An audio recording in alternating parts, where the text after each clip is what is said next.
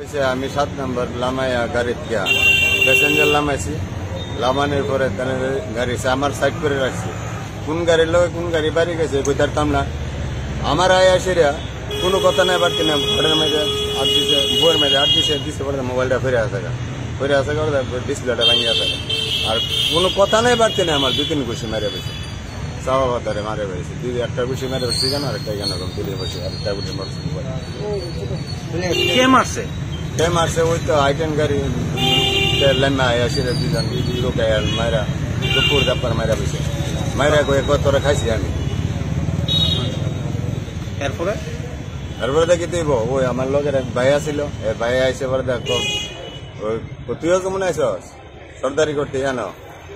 দেখো না, আমরা সরকারি করতাম আইসি না, আপনার শুধু দেখতাম আইসি গাড়িটা কিতা করছে না করছে, আমার ভাইয়া কিতা করছে না করছে।